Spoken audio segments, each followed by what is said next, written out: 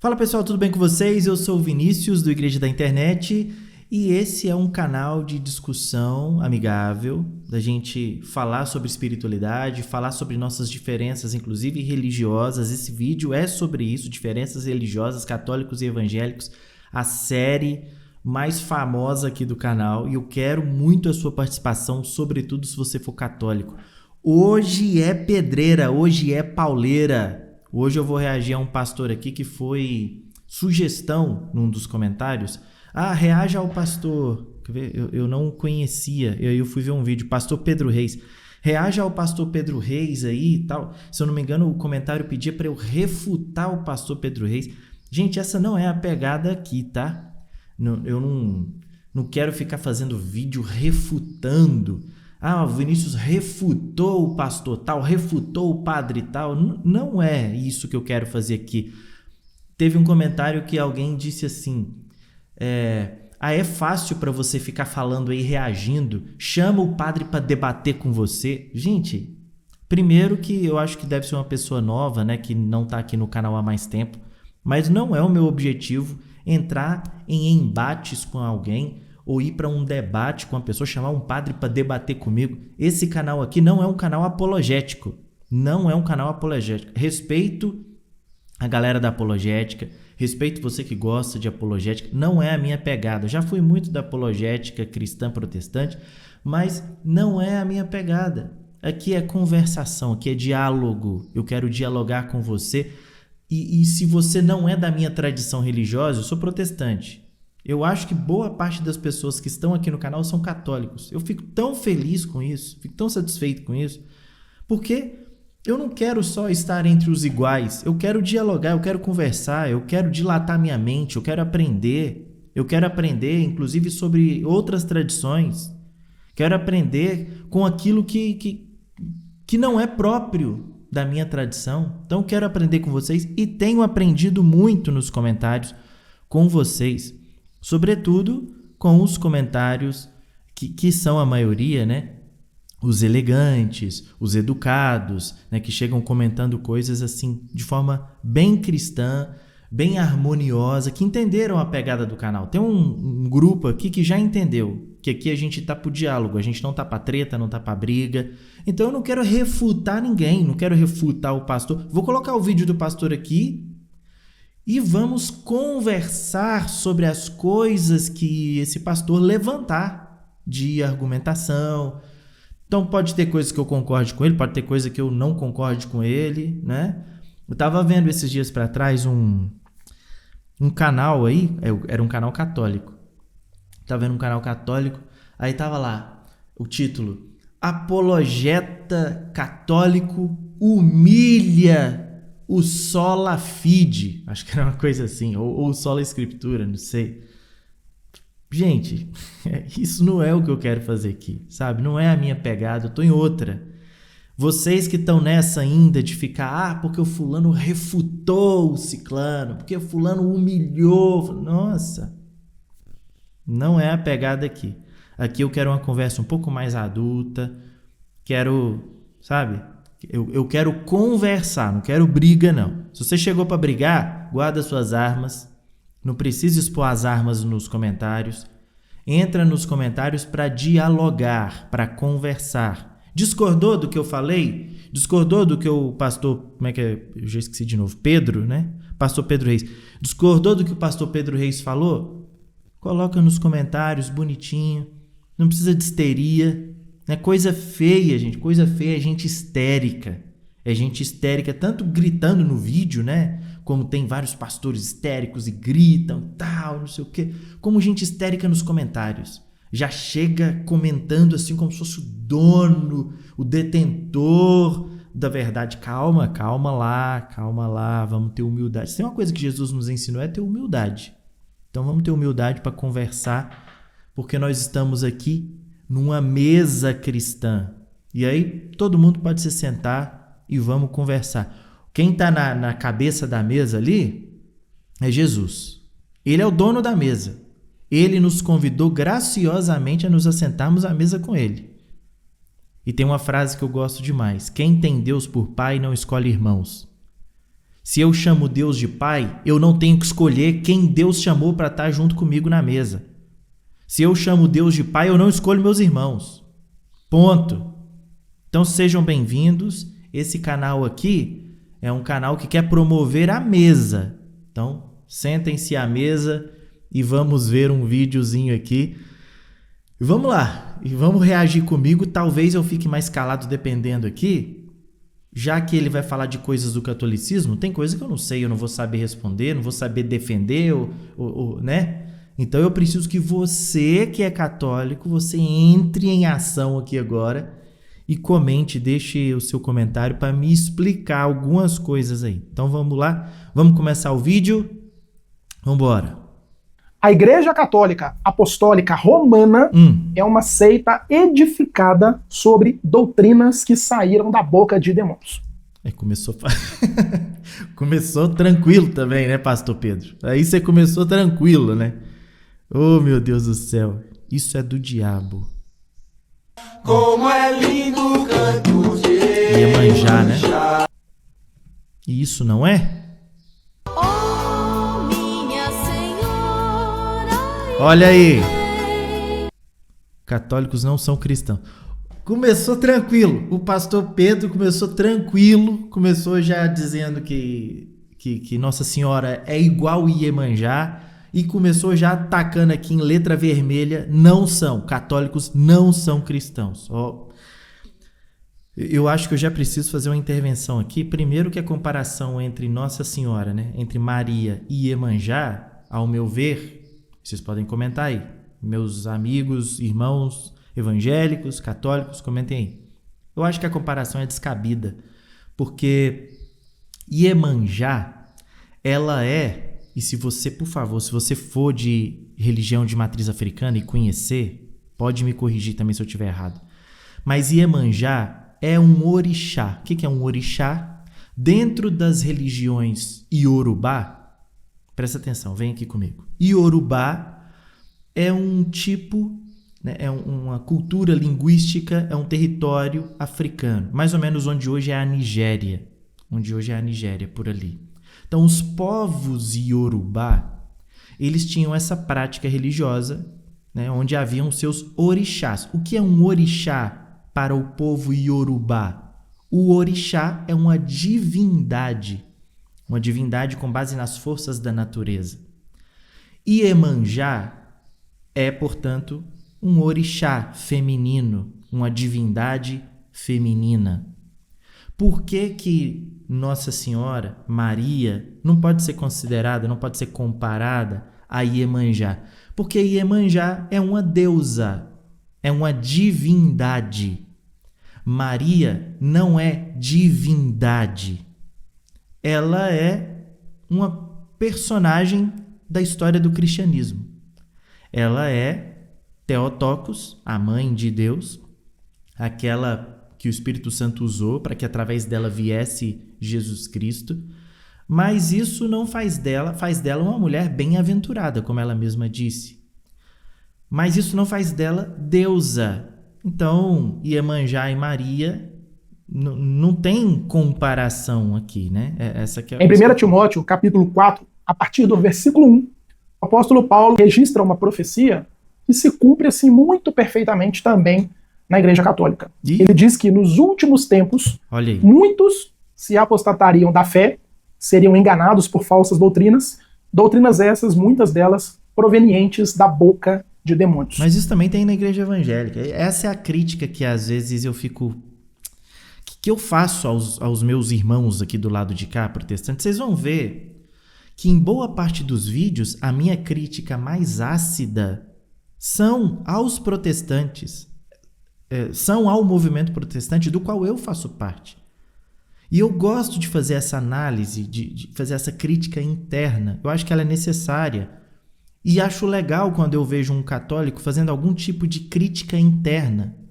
Eu acho que essa é a fórmula para a gente não se absolutizar, para a gente não pensar que, nossa, o meu segmento, a minha tradição, ela é a única possibilidade correta e não tem absolutamente nada de errado nela. Não, são movimentos, toda instituição, ela é composta de seres humanos e passível de erros. Eu acho que a gente deve sim fazer críticas, ter críticas internas. Eu acho isso muito saudável, eu gosto de fazer isso. E eu acho que um problema é a gente não olhar, perdão da expressão aqui, não olhar para o nosso próprio rabo, não olhar para dentro da nossa própria casa. Então, é óbvio que o texto aqui de Paulo a Timóteo, ora, o Espírito afirma expressamente que nos últimos tempos alguns apostatarão da fé por obedecerem a espíritos enganadores e a ensinos de demônios. Tem ensino de demônio, tem gente se deturpando dentro de igrejas evangélicas. É óbvio que tem, mas é evidente que tem.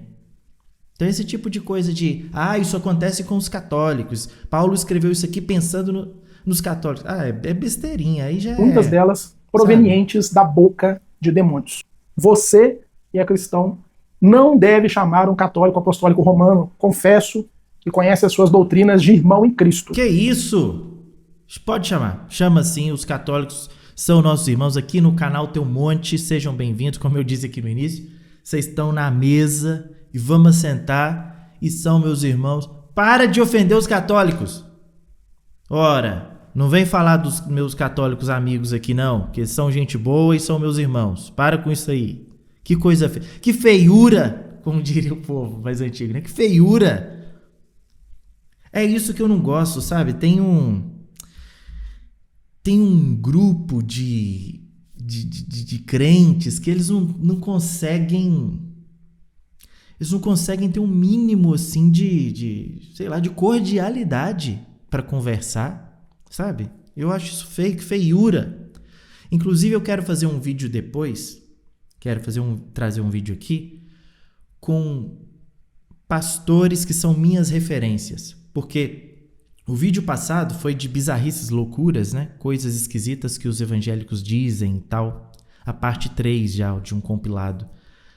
Mas eu quero trazer aqui as coisas boas para você, meu irmão, minha irmã católicos, para vocês entenderem assim, não, mas se o Vinícius olha essas coisas aí no meio evangélico, que ele discorda tanto, por que ele ainda tá lá?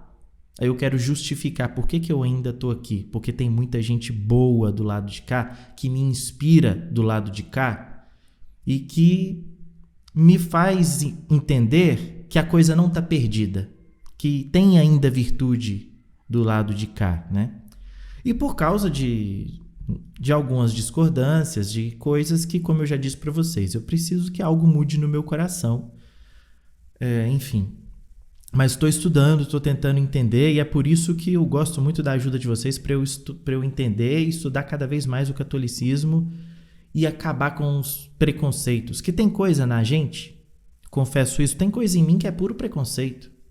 Fui alimentado durante décadas, né, desse preconceito, de que os católicos, geralmente um discurso como o pastor Pedro está falando aqui. Os católicos não são irmãos, os católicos são pagãos, os católicos são idólatras.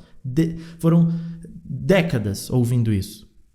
Então agora eu preciso me livrar de muitos preconceitos. Eu reconheço isso. Como eu sei que muitos de vocês, talvez, só conheceram crentes, malhando católico. Chegaram aqui no canal, opa, peraí. Esse crente não está desrespeitando a gente. Esse cara aí tá falando com a gente numa boa, tá nos considerando, tá levando em conta nosso pensamento. Então, é bom, né? Isso é bom. Mas vamos seguir aqui que eu tô conversando demais. Porque ele não é. Eu vou te mostrar isso hoje, claro, como sempre aqui no canal, à luz da Palavra de Deus. Sejam todos bem-vindos, eu sou o pastor Pedro, e o nosso objetivo Pedro aqui Reis. é trazer conteúdo fiel às Escrituras para você. Por isso, se você gosta desse tipo de conteúdo, eu já quero te convidar a se inscrever no canal, ativar o sino de notificações, porque dessa maneira, sempre que eu postar um vídeo novo, você vai receber. E ainda por cima, você me ajuda a levar o verdadeiro evangelho para mais pessoas. Então, isso aqui eu acho... Esse é o tipo de coisa que eu acho um pouco arrogante, sabe? Não tô falando que o pastor Pedro Reis é arrogante. Eu tô dizendo que esse discurso que às vezes está em alguns lugares, em alguns seios, em algumas igrejas, é um discurso arrogante. O verdadeiro evangelho. Deixa eu te ensinar o verdadeiro evangelho. Eu acho isso muito arrogante. Assim, desculpa, eu acho bem arrogante. Já vou começar a colocar os vídeos aqui pra gente reagir. Vocês vão perceber que são cortes, tá? Foram enviados para mim lá no Instagram. Obviamente, nós não temos como reagir a vídeos de 30, 40, 50 minutos. Mas eu já tenho um vídeo aqui no canal onde eu mostro que tudo que esses padres falam, tudo que nós vamos reagir aqui, são dogmas oficiais registrados em documentos da Igreja Católica. Então aqui não tem o perigo de estar tirando nada de contexto, não, tá? Embora sejam frases curtas e resumidas, todas elas representam as crenças oficiais da Igreja Católica. Dá uma olhada no primeiro aí. Passaporte da salvação? Aí vocês católicos vão ter que me dizer se é isso mesmo, tá? Se o que ele vai mostrar aqui é oficial da igreja. Que eu não tenho esse conhecimento ainda. Dá uma olhada no primeiro aí. Me ajuda. Passaporte da salvação é o Santo Terço. Se rezarmos o terço, Nossa Senhora nos salva. Veja isso. Primeiro vídeo, nós vamos... Olha, à primeira vista, eu que sou protestante ouvindo que o terço é passaporte da salvação e que se a gente rezar o terço, Nossa Senhora nos salva, eu vejo isso com muito estranhamento. Não só porque eu sou protestante, mas porque eu já li nos comentários aqui de vídeos que eu já fiz e já ouvi de padres dizendo que Nossa Senhora não nos salva. Que quem nos salva é Jesus. Então, ouvindo isso, eu vejo isso com muito estranhamento. Quero saber a opinião de vocês aí. Reagir aqui já demonstra claramente algumas das principais heresias que essa seita perniciosa acredita. Não sei se é padre, se é um frei, não sei muito bem os ramos lá de dentro, né, as qualificações lá de dentro, mas ele diz o seguinte: o passaporte da salvação é o terço. Se você rezar o terço, olha o que ele diz: Maria vai salvar. Se foi isso mesmo que ele quis dizer, gente, eu discordo muito, tá? Não consigo concordar com isso. Agora que eu tô vendo aqui que a iluminação tá na frente da câmera. Pronto. Vamos seguir. Peraí, que a luz... A minha iluminação aqui, o meu softbox, tá vendo? Dependendo... Deu certo agora. Vamos seguir. Gente, essa fala, ela é terrível, ela é vil. Por quê? A Bíblia nos ensina que o único meio, a única maneira dada por Deus para que o homem seja salvo, pela graça, não por rezar terço, não por fazer obras, enfim, não por qualquer ato humano, é a fé na obra do nosso Senhor e Salvador Jesus Cristo. Como o Calvino disse, a fé é a mão que recebe a graça que é dada por Deus da salvação em Cristo Jesus. Olha o que é dito em Efésios. Texto clássico, gente. Aqui é a Bíblia. Vou mostrar para vocês na Bíblia, porque os católicos eles rejeitam isso aqui e nós vamos ver isso hoje, né? Efésios capítulo 2, a partir do verso 4. Mas Deus, sendo rico em misericórdia, por causa do grande amor com que os amou, e estando nós mortos em nossos delitos, nos deu vida juntamente com Cristo.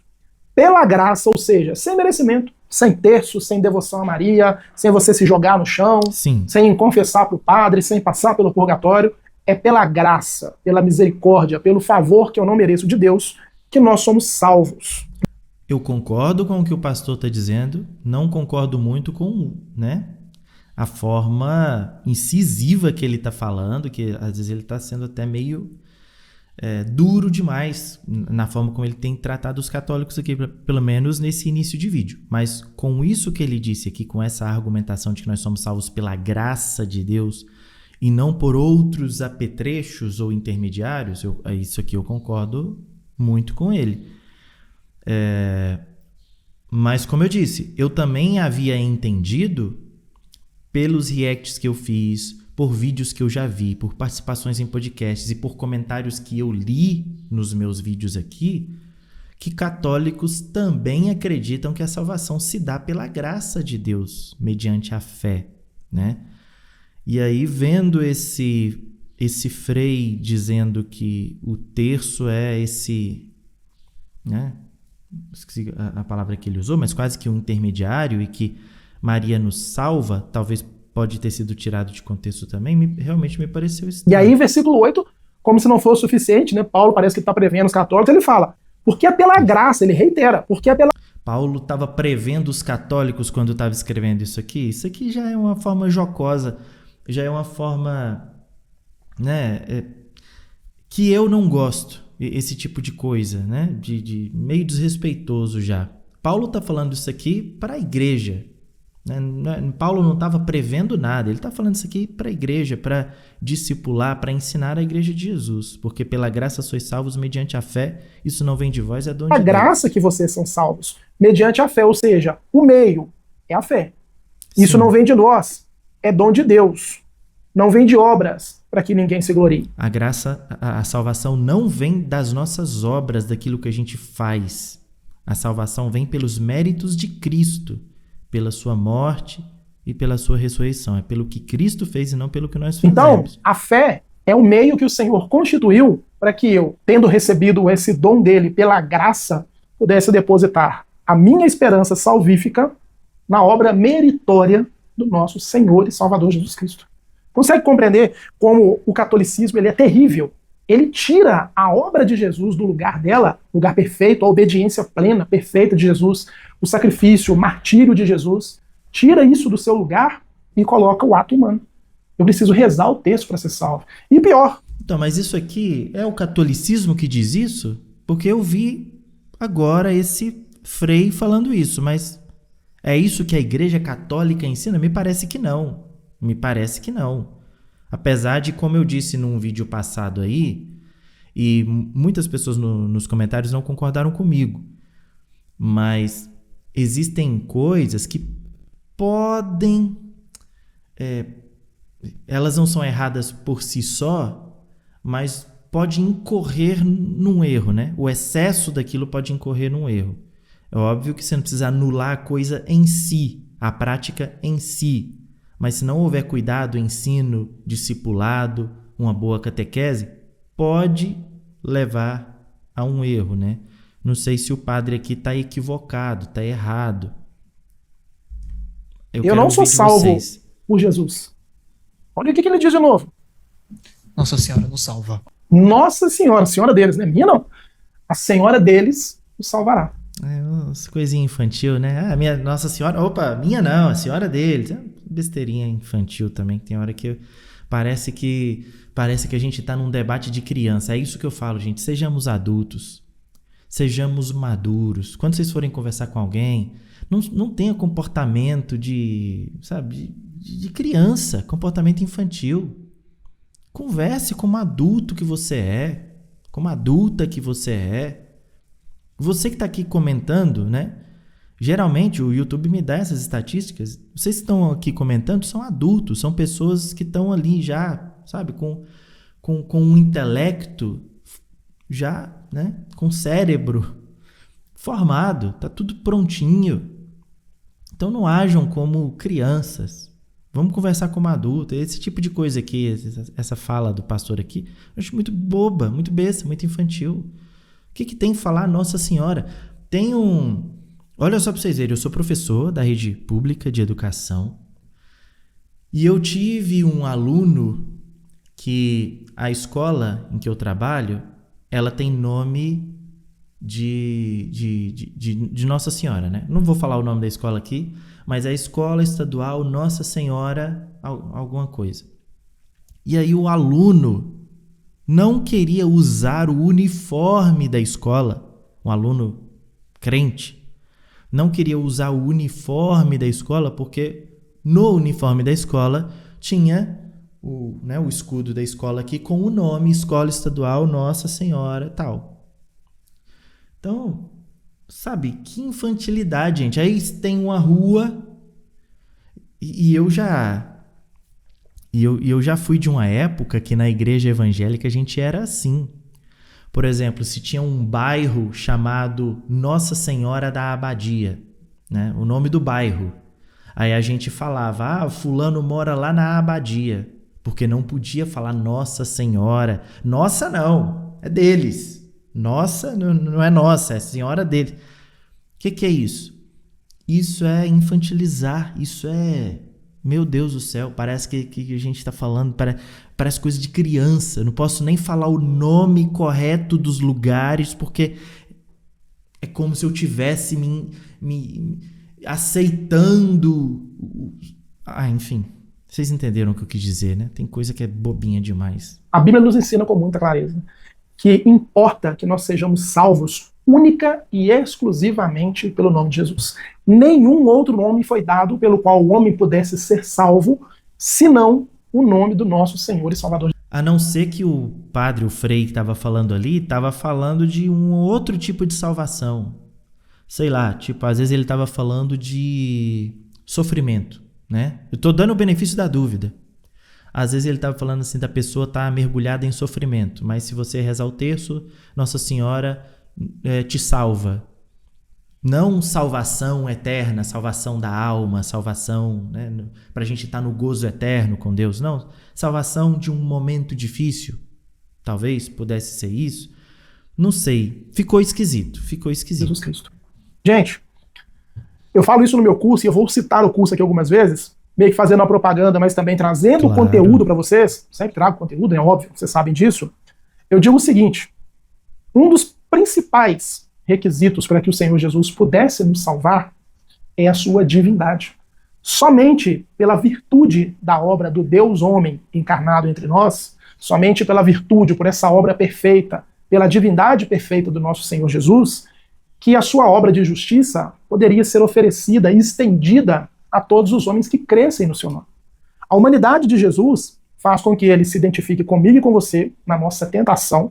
Ele mostra que pela sua santidade, pela sua perfeita obediência, ele jamais pecou, e a divindade dele qualifica essa obra, essa virtude de maneira tão grandiosa, que aí sim ele pode oferecer essa salvação para um número infinito de pessoas, e todos os católicos dele. Concordam com isso. Se Jesus quisesse, se o Pai quisesse, a morte de Jesus poderia salvar toda a terra, ainda ia sobrar virtude, porque o próprio Deus se entregou por nós.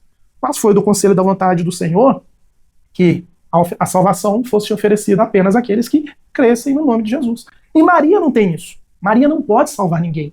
Nós vamos ver aqui daqui a pouco, eu não vou me adiantar muito nisso não, Maria não pode salvar ninguém. Primeiro, porque ela tem pecados, como eu e você. Não vou me aprofundar nisso aqui não, porque nós vamos reagir a um outro vídeo sobre isso. E segundo, porque a obra de Maria, vamos supor que ela chegasse a 99%. Nunca iria conseguir chegar a 100%, obviamente, né? Mas vamos supor que ela teria conseguido chegar a 99,9% de obediência a Deus. Ela não teria virtudes suficientes para salvar nem a ela mesma, que dirá a outras pessoas que eventualmente crescem nela, como os católicos. Cristãos desejam estar na casa de Deus. Ah, não, toca rápido aí essa música, porque senão vai dar problema aqui, né? Que os meus pés estejam em tua casa para sempre. Católicos trocam a casa de Deus pela casa de Maria. Na casa de Maria, eu sei que é o meu lugar. O catolicismo apostólico romano, gente, não é cristianismo. É uma seita de Satanás. Ô Pedro, calma, Pedro Reis, calma. Espera. Beleza, eu também discordo de algumas coisas, mas daí pra você falar essas coisas, calma, dá uma segurada. Uma doutrina dessa que confronta, ela bate de frente, ela se opõe, tá? Ela se opõe. Vamos sempre lembrar do texto que eu li pra vocês, 1 Timóteo capítulo 4, verso 1, no começo do vídeo. Enganadores, doutrinas de demônios, são doutrinas que tiram Jesus do trono e colocam um ídolo humano. Então, a Maria dos católicos, que não é a verdadeira mãe do nosso Senhor Jesus, porque ela teria vergonha disso que eles fazem, ela é uma suposta, uma pseudo-divindade que eles colocaram para competir com Jesus. Por isso é uma... Então, mas aí a impressão que eu fico é que o Pedro Reis, ele tá discutindo com... Ele tá debatendo, ele tá contrastando, ele tá refutando coisas que não são defendidas oficialmente pela Igreja Católica. Ele tá debatendo aqui contra excessos, né? Pelo menos, a meu ver, é essa a impressão que eu fico. Ele está aqui revoltado, ele está brigando aqui contra os excessos da Igreja Católica. Mas eu não acho que a Igreja Católica seja ou se resuma a isso, né? A esses excessos aí. Doutrina demoníaca. Não tem como conciliar as duas coisas. Não tem como você crer que Maria salva ou você crer que Jesus salva. Não tem como você crer que o terço salva ou você crer que Jesus é quem salva. Não tem como. Então, mas tem algum documento católico? Porque aí entra isso também, né? Você viu um cara falar, um frei, um padre falar. Tem documentação católica que diz isso? Que é o terço que salva? Que, mais uma vez, aí parece que você está debatendo contra os excessos. A Igreja Católica, né, oficialmente, não me parece defender esse tipo de coisa. Um é excludente do outro. A obra de Jesus Cristo é perfeita. O escritor aos Hebreus vai dizer: depois do sacrifício perfeito de Jesus, não resta mais nada a ser feito. A obra foi perfeita e definitiva. Sim. Agora, se Hebreus está dizendo que a obra foi perfeita e definitiva, o que eu vou precisar? Usar terço, ir até Maria para ser salvo. Isso é um absurdo. Vamos continuar. Nossa Senhora é a onipotência suplicante. Nossa Senhora é tão íntima de Jesus que ela já sabe qual é a vontade de Jesus. Ela já sabe qual é a vontade de Deus. Então, quando ela pede algo que seja da vontade dele. E aí Jesus fala: isso daí que você está me pedindo já é da minha vontade. E por causa do seu pedido eu vou acelerar isso. Eu vou fazer isso. Nossa Senhora é aquela que pede e acontece. Olha... A gente conversou aqui em alguns vídeos atrás. A minha dúvida era sobre Maria ouvir todas as orações ao mesmo tempo. E isso parecia dar a ela, né, uma onisciência, ou a capacidade de responder todas, uma onipotência. E vocês disseram, né, explicaram que não. É como se fosse compartilhado com ela, ela entrando na vida eterna, é como se ela tivesse essa facilidade natural daqueles que já estão na vida eterna de perceber as coisas que estão acontecendo aqui.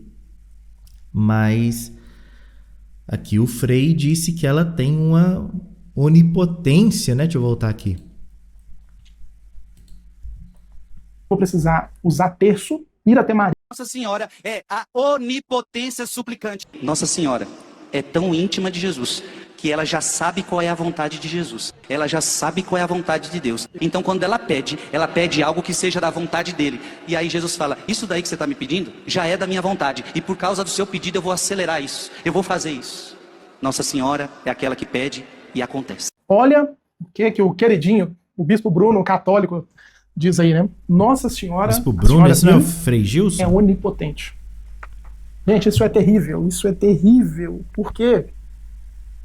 Como eu explico, falar de novo lá no nosso curso de teologia, e tem nesse livro aqui também, ó, Os Atributos de Deus, tá? Livro baratinho, você consegue encontrar ele aí por pouco mais, se não me engano, de 20 e poucos reais, do A.W. Pink, Os Atributos de Deus. Vou deixar para você aqui na descrição e nos comentários do vídeo esse link, tá? O que é um atributo de Deus? É uma qualidade, é uma virtude, é parte do caráter ou de quem Deus é. E o atributo da onipotência indica, assim, de maneira bem grossa, que um ser, ele tem poder para fazer todas as coisas. Ele tem poder para fazer tudo o que ele quiser. Bom, isso é onipotência. De acordo com o que nós sabemos, de acordo com o que a Bíblia se revela para mim, para você, de acordo com o que Deus se revela para mim, para você, por meio da palavra, Deus é o único ser onipotente. Somente o Senhor pode olhar para a terra sem forma e vazia. Mas eu tinha entendido que os católicos também acreditam nisso. E pela palavra só dele, Deus é onipotente. Só Deus é onisciente. Somente Deus pode pegar um ser morto nos seus pecados e nas suas transgressões e conceder a ele vida novamente. Somente Deus pode retirar da morte o seu Filho Jesus e o ressuscitar com todo o seu poder e glória. Então, quando nós atribuímos esse tipo de coisa a Maria, o recado que está sendo dado também é que Maria goza de atributos divinos que, à luz da Bíblia, somente o Senhor, o nosso Deus, poderia ter. Existem atributos que são comunicáveis. Por exemplo, Deus nos comunicou o amor. Deus é amor, nós temos capacidade de amar. Deus é um ser racional, ele nos comunicou a racionalidade para nós também raciocinarmos. Deus é um Deus compassivo, ele comunica ao homem a compaixão. Deus é um Deus alegre, ele também nos comunica a sua alegria, enfim. Agora, existem atributos como a onipotência que Deus não comunica, eles são parte exclusiva da divindade. Outra coisa, disse que Maria é onisciente, ela conhece. Olha como isso é absurdo, gente. Olha como isso é boçal, isso é vil, isso é doentio. Maria, como ela conhece a vontade de Deus, ela pode pedir certo. Pedro é meio agressivo, né, nas palavras. A Bíblia nos ensina, né? que as únicas pessoas que têm essa capacidade são Jesus Cristo, que conhece a vontade do Pai e vive a vontade do Pai, afinal ele é Deus com o Pai, e o Espírito Santo, a quem a Bíblia diz, conhece os pensamentos de Deus, porque o Espírito Santo também é divino. Quando eu atribuo a Maria essa qualidade de onisciência, eu também estou dizendo que Maria é divina. A dificuldade do protestante, né? Tô falando como tal. A dificuldade do protestante aqui é porque realmente quando você vai para os textos bíblicos é muito claro essa unicidade, não sei se unicidade seria a melhor expressão, mas essa integração entre Pai, Filho e Espírito Santo, entre as vontades, né, de Deus, do Pai, do Filho e do Espírito Santo. Então, os três, a Trindade, ela está trabalhando junto, ela tem a mesma vontade, um conhece o coração do outro, um conhece a vontade do outro, né, o desejo do outro, e eles estão trabalhando juntos para que essa vontade seja feita, e eles querem a mesma coisa, porque eles são um só. E para o protestante, ouvir que Maria conhece também, né, que ela conhece, além deles, o Pai, Filho e o Espírito Santo, além deles conhecerem essa vontade, que Maria também conhece, como se ela fosse uma quarta pessoa ali da Trindade. É essa a impressão que gera, sabe? Como se ela fosse uma quarta pessoa. Tá certo que tem um texto bíblico que fala da vontade de Deus, e essa vontade é dada àquele a quem o Filho quiser revelar. Mas aí não seria uma prerrogativa apenas de Maria, né? Mas dos cristãos de forma geral. E, enfim, eu já imagino que os nossos irmãos aí vão dizer, não, que quando a gente morre, pelo menos foi isso que eu entendi, né?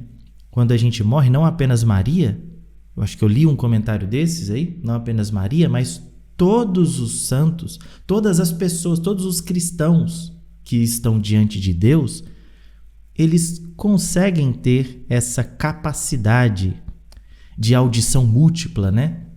De percepção múltipla da realidade aqui, de modo que eles conseguem ouvir os clamores que são feitos daqui, porque eles estão em uma outra realidade que não está ligada ao espaço-tempo, né? Que não está restrita ao espaço-tempo. Então é uma outra dimensão. Nós aqui é que estamos restritos ao espaço-tempo. Talvez essa pergunta de como fulano, ou como Maria, como o santo tal, pode estar em vários lugares ao mesmo tempo, essa é uma pergunta nossa, que estamos aqui localizados no espaço-tempo. Numa dimensão onde nós estamos para além disso, talvez essa pergunta nem faça sentido. Mas como o Frei Gilson mencionou aqui onipotência de Maria, aí eu acho que fica mais delicado, porque é alguém, né, da igreja falando isso. Embora eu saiba, como eu disse aqui, que não é porque um padre falou, né, que pode ser que o padre esteja equivocado, falou uma coisa ali, deu uma presepada, falou uma coisa que não podia ter falado. Isso não está nos documentos oficiais da igreja, não está no catecismo da Igreja Católica, nos documentos oficiais, enfim. Quero ouvi-los, porque essas coisas, tá vendo que essas coisas vão deixando a gente meio que em dúvida? Não, peraí, é ou não é? Um padre fala que não é, aí vem o outro e fala, não, ela tem essa onipotência... esqueci a expressão que ele usou. Enfim, são coisas que deixam a gente meio... né? É ou não é? Eu estou acostumado com isso aqui no meio protestante. No meio protestante, vocês vão escutar um pastor falando uma coisa e outro pastor discordando daquele pastor, né? Às vezes um é um pastor reformado, o outro é um pastor pentecostal e um está discordando do outro. Um acha que o batismo tem que ser de um jeito, o outro acha que o batismo tem que ser de outro. Aqui, no meio protestante, estou acostumado com isso. Só que aí quando você começa a estudar o catolicismo, quer dizer, aí você vê as críticas dos católicos aos protestantes. Não, porque os protestantes, cada um pensa uma coisa, cada um é de um jeito, não sei o quê. Aí você vê acontecendo a mesma coisa entre os padres. Um padre fala uma coisa, e depois vem outro padre e fala outra, contradizendo o que o outro falou. Aí é que eu fico meio confuso, entende? Tipo assim, mas eu achei que isso era uma coisa dos protestantes, os católicos criticam tanto os protestantes por isso, e agora eu tô vendo, sei lá, o Frei Gilson contrariando o que o padre Paulo Ricardo falou num vídeo, né? Que eu vi um vídeo do padre Paulo Ricardo falando, não, Maria não é onisciente, Maria não é onipotente, ela não tem esses atributos, que esses atributos são só de Deus. Aí aparece o Frei Gilson dizendo que ela tem uma onipotência. Então eu fico meio sem, sabe? Eu tô falando aqui de verdade pra vocês. Vocês sabem que eu tô falando de verdade, que eu não tô zoando, que eu tô realmente, né, tô conversando com vocês aqui isso. E aí me vem alguns padres, né, aí na internet, com a cara deslavada para falar que católico não adora a Maria. Para os católicos, a Maria não é uma deusa. E quando nós começamos a analisar a teologia católica, como a gente está fazendo aqui, fica claro, fica evidente que, embora eles não declarem isso explicitamente, na crença, no conjunto de dogmas, Maria, para eles, é uma divindade. Culto de Maria não é idolatria, porque ela não é Deus. Quem fala que Maria é deusa é um idólatra. Não existe nada que não passe por ela. Tudo que tenho eu consagro a ela. E aqui eu preciso fazer um alerta, tá? Vocês já sabem a minha posição sobre Maria. Maria é a mãe do nosso Senhor Jesus. Uma mulher a quem nós devemos respeito, uma mulher a quem nós devemos admiração, carinho, amor. Afinal, ela é a mãe de Cristo. Mas é como eu disse para vocês, a Maria que os católicos criaram não é a mãe de Jesus. É uma aberração. A própria Maria, mãe do nosso Senhor, ela olharia para os católicos e ela teria nojo deles. Falando, gente, não adorem a mim, não. Eu não sou isso que vocês estão falando, não. A adoração deve ser rendida ao meu Senhor. Orar a Maria, vou ser bem honesto com você. Eu já falei isso aqui, né? Eu tenho dificuldade com a centralidade de Maria, o protagonismo de Maria. Eu estava vendo um comentário aqui antes de gravar esse vídeo, um comentário onde no momento em que eu dizia isso, uma pessoa comentou, falou assim: esse é o meu calcanhar de Aquiles. Tipo, essa é a minha fraqueza, essa é a minha dificuldade. A pessoa que comentou estava falando disso, né? Parece que ela também tem dificuldade de entender a centralidade, o protagonismo mariano na teologia ou na prática, nas preces católicas, né? E é uma dificuldade que eu tenho mesmo, por não conseguir enxergar isso nas escrituras. Na Bíblia, de forma geral, Maria passa muito assim como uma coadjuvante, uma ótima coadjuvante, mas coadjuvante. É tudo centrado, tudo, o foco de tudo é na pessoa de Jesus, tudo é na pessoa de Jesus. Os escritos apostólicos, tudo sobre Jesus, tudo sobre Jesus. E aí você vê depois a figura, né, de Maria surgindo com esse protagonismo maior já na época dos pais apostólicos e tal, dos pais da igreja. Aí você começa a perceber Maria surgindo ali. Mas no início da igreja, assim, naquilo que a gente vê de escritura, dos ensinamentos primevos que a gente tem ali, Maria simplesmente não aparece. Então, eu tenho um pouco de dificuldade com essa questão. Não com considerar Maria uma pessoa digna, uma pessoa abençoada, uma mulher completamente destacada das outras. Não com isso. Maria é um exemplo e um sinal de obediência, enfim. A minha dificuldade é com o depois, né? Como a gente viu ali um trecho de uma música, né? Tudo que eu faço, ou toda a minha vida passa por ela, eu consagro a ela. Eu tenho um pouco de dificuldade com isso, porque essa é uma linguagem que eu aprendi, né? Tem muito a ver com o que eu aprendi também, óbvio. Mas essa é uma linguagem que eu aprendi que é muito própria da gente falar com Deus. Eu consagro minha vida a Deus. Eu consagro a minha vida a Jesus. Eu não consagro a minha vida a uma outra pessoa, nesse sentido, né? Eu entrego os meus caminhos, o salmista diz, entrega os seus caminhos ao Senhor, confia nele, o mais ele fará.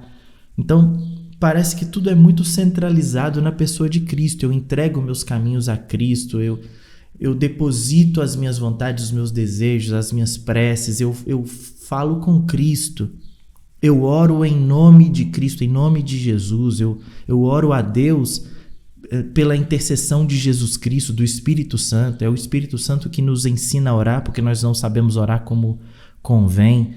Então, nisso tudo, nessa construção toda de prece, de oração, da gente rogar, da gente consagrar a nossa vida, no texto bíblico Maria não aparece, exceto na história onde ela pede a Jesus para transformar água em vinho. Mas tirando isso, você não vê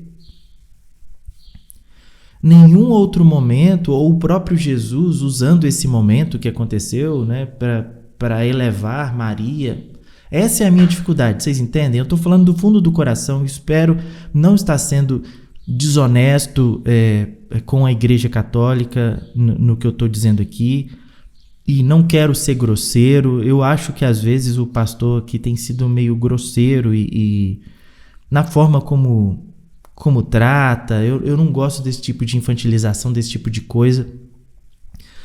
Eu só estou expondo a minha dificuldade para vocês. Eu continuo com essa dificuldade. Eu já li muitos comentários aqui que me ajudaram a esclarecer alguns pontos, mas essa coisa, sabe, por que os apóstolos não falaram se isso era uma coisa crucial? Por que os apóstolos, os escritores bíblicos, nenhum deles falou ou mencionou Maria, sabe? Eu fico um pouco com essa questão, mas enfim, é a dúvida que eu tenho. E se eu estiver errado, né, eu peço para Maria vir me buscar e me fazer enxergar o quanto o papel dela é fundamental, e eu quero ser devoto dela. Aqui, tá? Orar a Maria é feitiçaria. Orar a Maria é necromancia. Porque Maria, gente, está morta. O espírito dela, a alma dela estão com o Senhor. Louvado seja o Senhor, está lá, foi salva, creu no Senhor Jesus Cristo. Isso foi imputado como justiça. Agora, Maria, seu corpo físico está morto. E a Bíblia diz que quando nós tentamos comunicação com os mortos, quando nós pedimos coisas aos mortos, isso é um pecado contra Deus. Não, mas aí pastor, você está cometendo um erro que a gente comete mesmo, nós protestantes cometemos. E eu aprendi muito aqui nos comentários dos vídeos que não é necromancia a oração pelos mortos na lógica católica, porque você não está se comunicando com os mortos. Você não está numa sessão onde aquela pessoa aparece para você e você se comunica com ela. Não é isso. Você está clamando, assim como você pede oração a uma pessoa viva. Olha, ora por mim, rogue por mim nas suas preces, porque eu estou precisando disso, eu estou passando por esse problema. Você está dizendo com a igreja já triunfante, a igreja que está no céu. A gente tem aqui a igreja militante na terra, a igreja triunfante no céu. E essa igreja, e aí de acordo com algumas passagens bíblicas, que também são poucas, mas algumas passagens bíblicas mostram uma movimentação, uma atividade de pessoas mortas no céu. Então, quando as almas dos decapitados vão até Jesus e vão rogar, dizendo: até quando não vingarás, né, a nossa morte e tal. Então você vê ali almas, né, pessoas que já morreram, indo até Deus, rogando a Jesus para que Jesus fizesse alguma coisa diante da injustiça que estava posta no mundo. Então, são textos utilizados que mostram que a igreja triunfante, os irmãos em Cristo que já estão no céu, de algum modo, eles percebem, eles veem o que está acontecendo aqui e podem rogar a Deus para que Deus seja célere, apressado em nos atender. Então, seria mais ou menos isso. Então, isso não é necromancia no pensamento católico, né? É isso que tem que ficar claro. Isso é necromancia, não isso é feitiçaria, isso não é consulta aos mortos. Não é. É consultar aos mortos, fazer propósito para São Judas Tadeu, para Maria, para José, para São Paulo, como eles chamam. São todos cristãos, todos estão lá no céu porque creram em Jesus. Mas quando o católico volta a sua devoção, a sua adoração, a sua súplica, ele está consultando a mortos. Biblicamente falando, isso é feitiçaria. Tá bom? Vamos continuar aqui. Mas esquecem que Jesus não teve acesso à Bíblia. Para o protestantismo de Lutero é sola escrituras. Para ele é sola escritura, só o que está na Bíblia. Então ele apaga 1.500 anos de tradição e 1.500 anos de magistério para viver só com a Bíblia. Mas esquecem que Jesus não teve acesso à Bíblia, porque a Bíblia ela foi confeccionada séculos depois. Então a Bíblia, que eles tanto dizem que é a única coisa que serve, foi a Igreja Católica que criou, juntando os textos considerados legítimos e canônicos pela Igreja Católica Apostólica Romana. Mas aí a gente tá falando da Bíblia, sobretudo a Vulgata Latina, né? A Igreja Católica, pelo que eu entendi, pelo que eu já percebi, e depois eu quero tratar disso também, quero trazer uma aula melhor sobre isso, mas a versão latina, a Vulgata, ela foi preservada pela Igreja Católica. Agora nós temos outras tradições apostólicas, inclusive, que possuem outras coleções, né? Uma outra coleção de livros. Então, a Bíblia católica que nós temos hoje, ela não é igual à Bíblia da Igreja Etíope. Entende? É uma coleção diferente, são livros diferentes. Então, quando a Igreja Católica diz que preservou a Bíblia, ela está falando de uma coleção específica. Porque outras tradições também preservaram ali as suas coleções específicas, né? Então, não é que havia um único tipo de Bíblia, um único tipo de coleção de livros, e que a Igreja Católica foi a única responsável por preservar a única coleção de livros que tinha. Não, ela preservou a Vulgata Latina. Textos em outras línguas foram preservados em outras tradições. Vamos lá. Gente, é difícil, viu? Ó, vamos lá. Um padre, para chegar nessa posição aqui, ele tem que fazer, no mínimo, seus 5, 6 anos de faculdade, tá? Sua formação teológica e filosófica ali, uns 5, 6 anos. Sem contar que, né, cada um ele vai estudando ali por conta própria.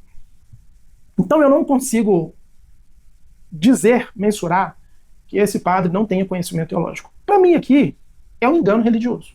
Uma pessoa que, infelizmente, caiu na advertência de Paulo, na 1 Timóteo, capítulo 4, verso 1. Deu ouvido a espíritos de demônios, tá bom? Vamos lá. Primeiro erro, e aqui é mentira, é padre mentiroso. Contou mentira, ele sabe disso, tá? O padre sabe, o padre que estudou a Reforma Protestante, ele sabe disso. A sola escritura, ela... Isso eu não gosto, tá? Eu vou falar isso mais uma vez para vocês entenderem que esse é o tipo de comportamento que tá aqui um pastor protestante fazendo e eu reprovo. Não gosto desse tipo de adjetivação. Ah, fulano é mentiroso, fulano é... Cara, você conhece o fulano? Você já trocou uma ideia com ele? Você já sentou com ele numa mesa? Você já teve, né, uma oportunidade de conversar com essa pessoa antes de você ficar adjetivando tanto ela assim? Calma. Não precisa. Você pode discordar de uma pessoa cordialmente, sem partir para esse ataque desenfreado. Fulano é um mentiroso.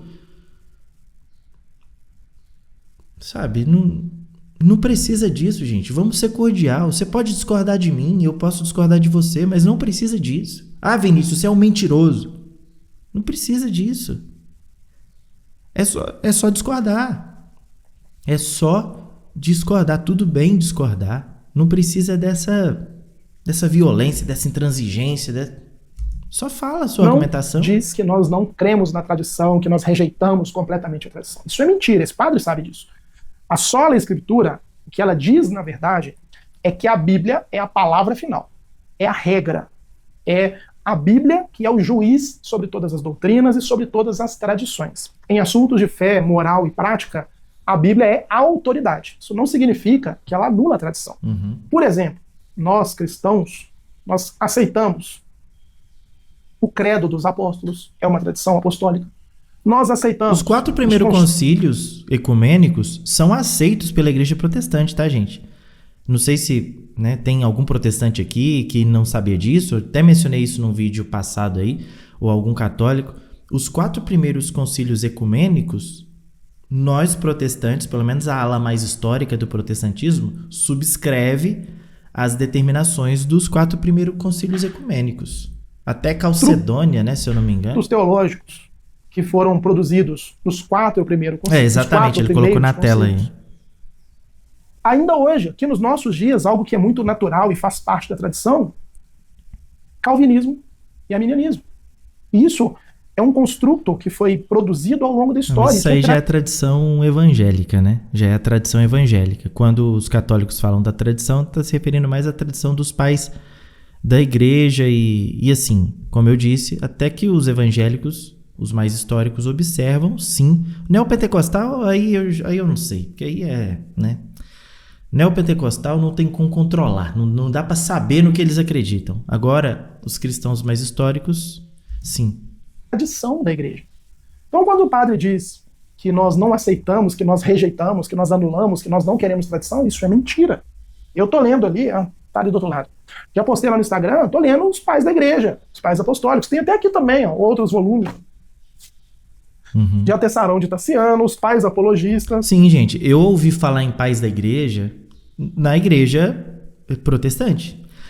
Você que gosta de podcast teológico, eu indico muito o podcast do Bibotalk. Bibotalk é um podcast.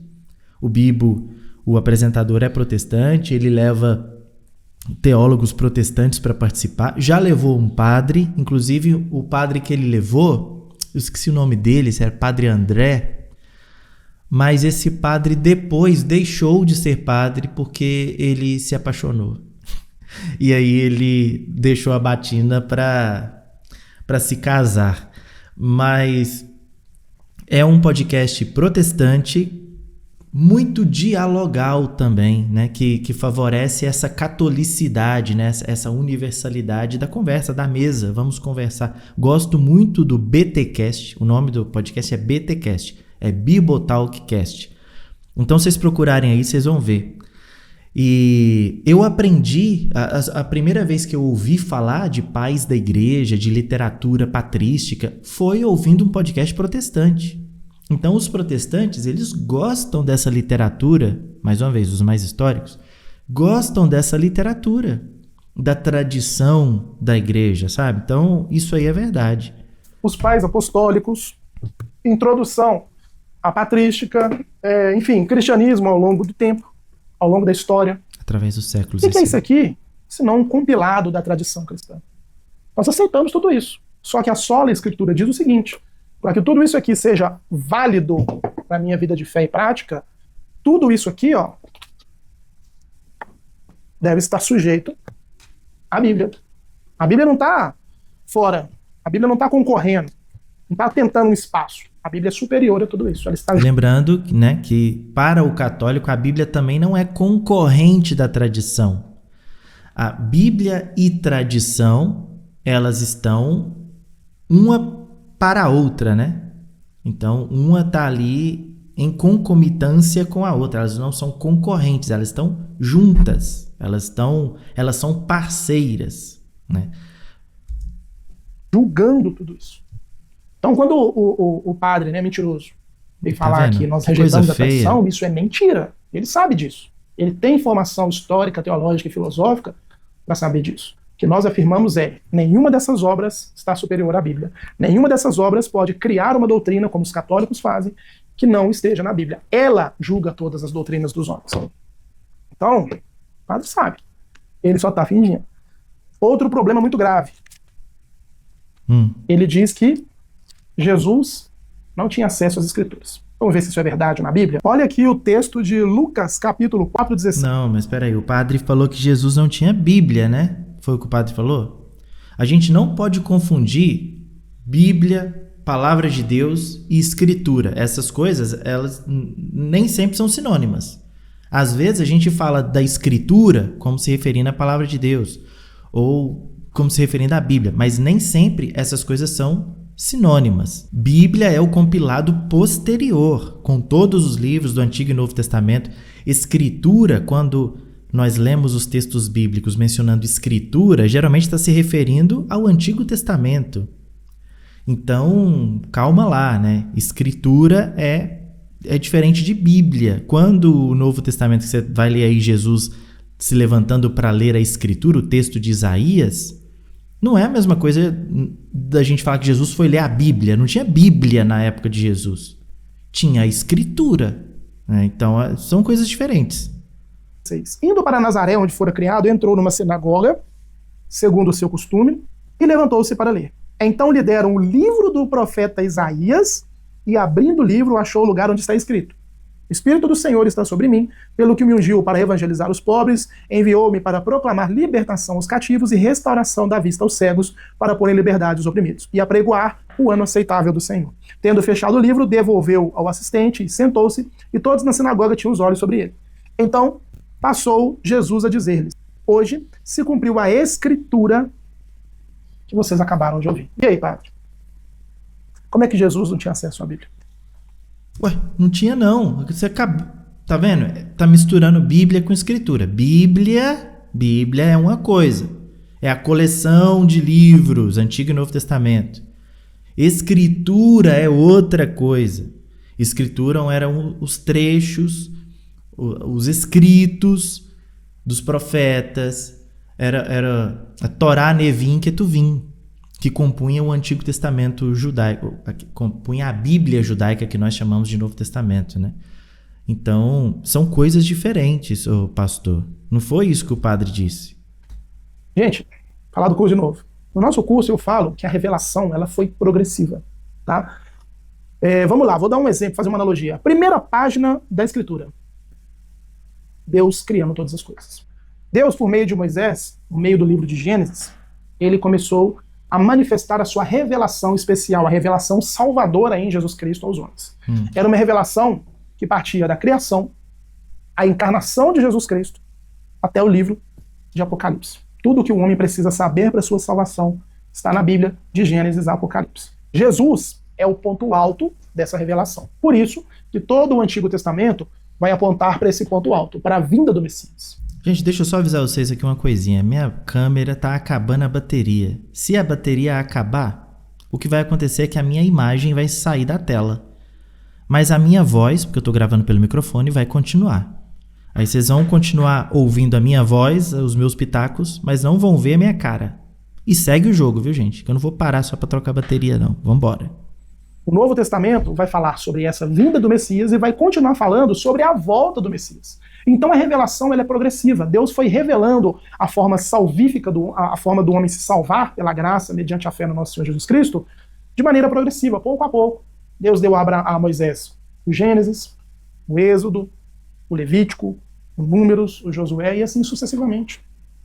Dizer que Jesus não tinha a Bíblia é mais uma mentira, porque eu sei que o padre tem conhecimento... Mas é óbvio que Jesus não tinha a Bíblia, meu querido irmão em Cristo, é óbvio que Jesus não tinha a Bíblia.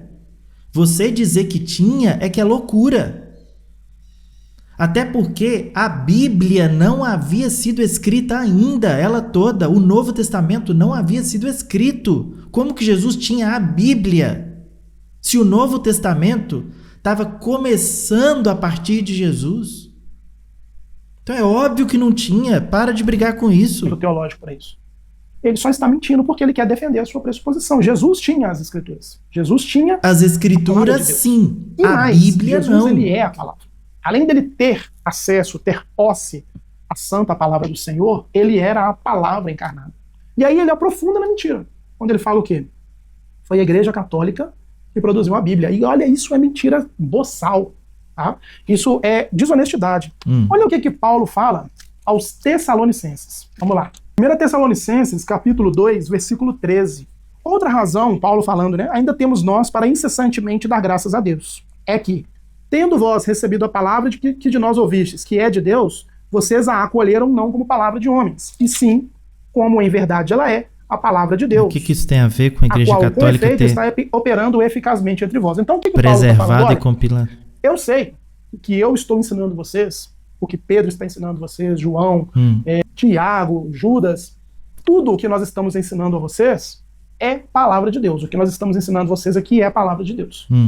E mais, fico grato a Deus porque vocês reconheceram isso. O Espírito testificou no Espírito de vocês que isso é palavra, porque a palavra nos ensina e nós só podemos discernir as coisas espirituais da palavra do Senhor no Espírito.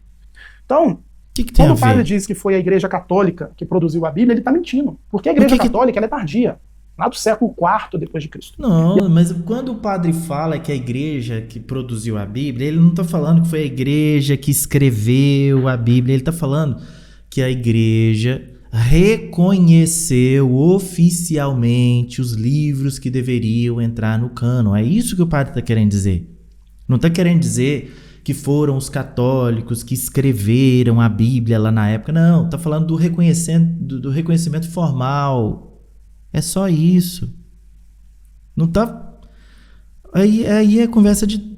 Aqui nós estamos vendo Paulo falando aos Tessalonicenses, e essa carta muito provavelmente foi escrita ali em torno da década de 50 depois de Cristo, ou seja, Sim. pouquinho depois da morte e ressurreição do nosso Senhor. Naquela época, o Novo Testamento ele já estava sendo produzido. Sim. E já estava sendo compartilhado, divulgado, recebido pelas igrejas como palavra de Deus ele é. Paulo falando aos Coríntios, ele fala, olha, peguem essa carta, leiam com os irmãos de Laodiceia, peguem a carta de Laodiceia, leiam aqui com vocês. Pedro reconhece que os escritos de Paulo... E cadê a carta de Laodiceia? A gente não tem a carta de Laodiceia, né? Se a carta de Laodiceia era a palavra de Deus, a gente perdeu aí um pedaço também, porque a gente não tem a carta de Laodiceia no Novo Testamento. Era a palavra de Deus. São várias orientações que demonstram que tanto os apóstolos quanto as igrejas da época sabiam que a palavra de Deus do Novo Testamento já estava entre eles, já estava sendo produzida, compartilhada e ensinada entre eles. Paulo é muito claro, vocês ouviram e receberam como palavra de Deus. Eu sei que eu estou escrevendo e vocês sabem que vem dele. Então o padre, ele mente descaradamente. Isso é mentira das descaradas, das feias. É de deixar o nariz crescer. Ele vai ter que ir para o purgatório para poder expurgar isso aí. Só que o problema é que o purgatório não existe, né? Gente. A Bíblia diz que é o homem ordenado morrer uma vez só, depois segue-se o juízo. Então se ele não se arrepender desse conjunto de heresias e crer somente em Jesus para a salvação, ele não terá outro destino, senão o inferno. Para você ter noção, olha só, a Igreja Católica, ela começou a, de alguma maneira, organizar as listas canônicas lá no século IV também. Mas é isso que o padre tá falando, é isso que o padre tá falando. Agora eu que tô ficando histérico aqui, oh meu Deus do céu. Era disso que o padre estava falando. Que a igreja, quando ele diz que a igreja fez a Bíblia, ou que a igreja é responsável pela Bíblia, ele está falando da preservação, ele está falando do reconhecimento dos livros inspirados, é isso. Não é que a igreja foi lá e escreveu a Bíblia naquela época. Não, é o reconhecimento só. Isso que significa a Igreja Católica é quem criou a Bíblia, está falando dela ter reconhecido oficialmente os livros que eram canônicos e deixado de fora os que não eram. É só isso. Ali de 380 depois de Cristo. Ela só foi formalizar mesmo, dizer assim, olha, quem não reconhecer esses livros aqui como canônicos é maldito, lá em 1500, em resposta a Lutero. Então essa tentativa que os católicos fazem de manipular a história da palavra de Deus é justamente um engano. Mas aí foi você que não entendeu. Aí foi você que não entendeu. Por negarem a santa e gloriosa palavra do Senhor, por querer colocar o homem acima da Bíblia, eles caem nesse conjunto de heresias. Mas aí entra uma coisa que a gente tem dificuldade de entender também, meu querido pastor. É que Jesus, ele deixou uma igreja, um povo, né? Jesus, ele deixou as comunidades aqui, primeiro os seus discípulos, para que eles fossem pelos confins do mundo e houvesse então essas pessoas, essas comunidades que vivessem pelo ensinamento de Jesus, obedecendo os ensinamentos de Jesus. E essas pessoas, enquanto iam obedecendo, lidando com as demandas, elas foram escrevendo. Os apóstolos foram escrevendo coisas para lidar. Veja as cartas de Paulo, é tudo resolvendo problema. Muitas delas é resolvendo treta nas igrejas. Então, não é que Deus nos deu um livro e desse livro a gente ficou lendo o livro e saiu uma igreja. Não, Deus nos deu a sua palavra encarnada, que é Jesus Cristo, e dos ensinamentos de Jesus saiu as comunidades cristãs, vieram as comunidades cristãs. E essas comunidades, escrevendo para lidar com as suas questões, elas entenderam que haviam livros que eram divinamente, haviam escritos que eram divinamente inspirados por Deus e deveriam não ser apenas temporais, mas atemporais e servir para toda a igreja durante todos os séculos. Devia ser padrão para todo mundo. Então a igreja resolveu: que tipo de escrito aqui é atemporal serve para ensinamento geral? E que tipo de livro é uma coisa que é mais pontual, que a gente não tem que preservar, que não serve para todos os lugares, que não serve para todas as épocas, que a gente pode deixar de fora? A igreja reconheceu isso formalmente. E foi um reconhecimento com base no que já estava sendo reconhecido pelas comunidades cristãs diversas. E aí, dependendo do lugar, dependendo da região, haviam coleções diferentes de livros que eram considerados inspirados, como a gente já falou aqui.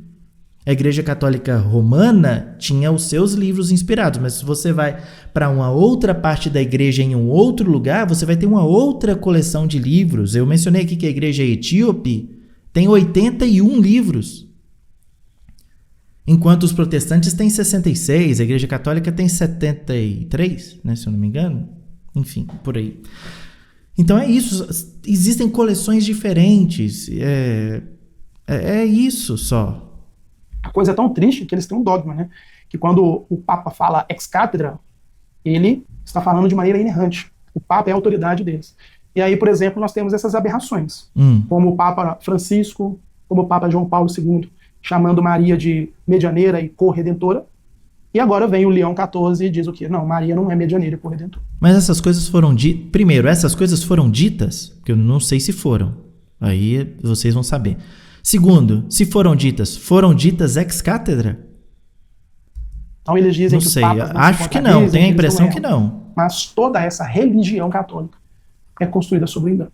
Então, quis gravar esse vídeo para vocês aqui hoje, porque eu recebi... Olha isso pra você ver. Toda a religião católica foi... Deixa eu voltar essa frase aqui, que eu preciso falar uma coisa aqui de novo. A mesma coisa que eu falei do Caio Modesto, eu vou ter que refalar aqui. Mas toda essa religião católica é construída sobre engano. Então, toda essa religião católica é construída sobre engano. Só que há alguns minutos atrás, o pastor estava mostrando aqui os livros da patrística que ele leu e que ele está lendo, porque são bons livros. Você sabia, pastor, que esses livros aqui que você está pegando, ó, que você está lendo, ó, deixa eu tirar o volume, esses livros aí que você está mostrando, Agostinho de Hipona, que é uma pessoa que você tem em alta estima, em grande consideração, todos esses livros aí que você está mostrando aí, ó, da patrística e tal, você sabia que os autores eram católicos? Porque como que você diz, olha, eu estou lendo esses livros aqui, eu estou aprendendo com esses autores, isso aqui é a tradição da igreja, olha, Agostinho e tal, porque, né, estou vendo aqui na estante dele as Institutas de João Calvino. É bem provável que esse irmão seja de orientação mais calvinista, é possível, pelo menos, reformado. Então você gosta muito de Agostinho de Hipona, porque ele contrariou Pelágio na sua discussão sobre a soberania humana e a responsabilidade, a soberania divina e a responsabilidade humana. Então, você, assim como o Caio Modesto falou no outro vídeo, ter essa postura tão intransigente com relação à Igreja Católica, porque os católicos foram, a religião católica, toda ela foi gerada em cima de uma mentira, de um engano. Então por que você está lendo esses livros? Se esses livros foram compilados, foram feitos por padres católicos, por que você gosta tanto de Santo Agostinho, se Santo Agostinho era um padre católico? É esse tipo de coisa que, sabe, eu não entendo. Então vamos parar de ler. Seria mais correto, então, se a Igreja Católica é tudo isso, é esse monstro que foi pintado aqui, por que a gente ainda está estudando pais da igreja? Por que a gente está estudando patrística? Por que me interessa estudar Santo Agostinho se é lixo, se é tudo heresia? Ah não, mas não é tudo heresia. Então você não pode dizer que a Igreja Católica foi construída em cima do engano. Porque, né, nesse pensamento, então tiveram coisas boas. Se tiveram coisas boas, você não pode dizer que foi construída em cima de engano. Você pode fazer críticas pontuais àquilo que você discorda. Eu tenho minhas dificuldades e as exponho aqui. O tempo todo eu estou conversando com os meus queridos católicos aqui e digo, eu tenho dificuldade com isso, eu tenho dificuldade de concordar com isso, mas eu não vou vir aqui dizer a Igreja Católica não vale de nada, ela é enganosa, não vou dizer isso. Enfim. O que vocês pensam sobre isso? Quero saber a opinião de vocês. Deixem aí nos comentários e vamos continuar conversando. Tem coisa que às vezes eu fico um pouquinho mais irritado, mas peço desculpa se eu tiver me excedido aí, tanto com vocês católicos ou com meus amigos aí de caminhada protestantes. Deus abençoe vocês, abençoe o pastor Pedro Reis. E calma, pastor, você é muito nervoso, calma, vai devagar, que as coisas, né, não são assim não. Vamos devagar, vamos educadinho, vamos tranquilo que dá certo. Até o próximo vídeo, a gente se vê. Se inscreva, porque eu tô esquecendo de pedir, inscreva-se, agora também. Os corajosos que chegaram até o final provavelmente já são inscritos. Se não, inscreva-se aí. Um grande abraço e até o próximo vídeo.